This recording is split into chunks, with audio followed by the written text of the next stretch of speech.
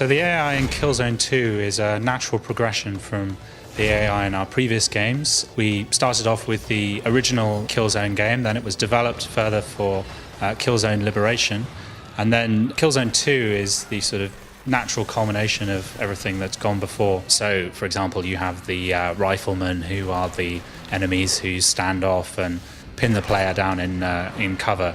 And then at the other end of the spectrum, you'll have the shock troopers, who are really the sort of lightning attack crew of the enemy, and they'll rush up to the player. They won't spend any time trying to get into cover, but they'll really get in your face using a submachine gun, or even attacking from very close range with knives. So when we combine all these different types of AI together, we get a really pretty sort of dynamic experience.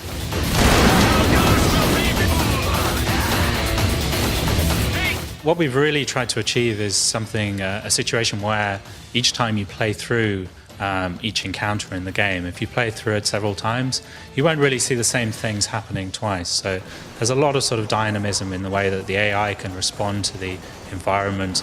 Many parts of the environment are destructible, the cover is destructible, and so on.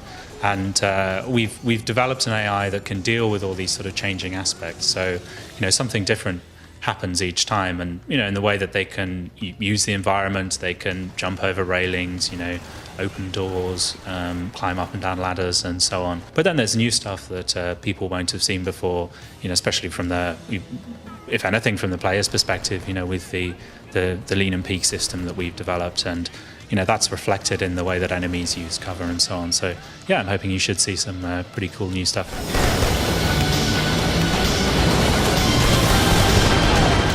We really wanted to make some buddies and fellow squad members in the game that felt that they were useful and that they were really getting involved in the battle. They're not just there for show. So we've given them a way of responding to your behaviour and your performance. They'll comment, for example, if you carry out a series of headshots in a row, then they'll be impressed. And if you're not doing so well, they'll maybe say you need to spend more time in cover.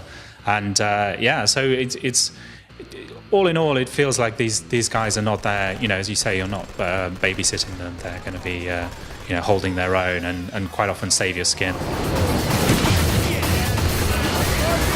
I hope that it'll be something that other people will look up to and try and match us in the future. The benefit of having worked over several games and advance the AI hopefully means that we can really build on what's gone before and produce something that people enjoy. Most of all, that's the most important thing.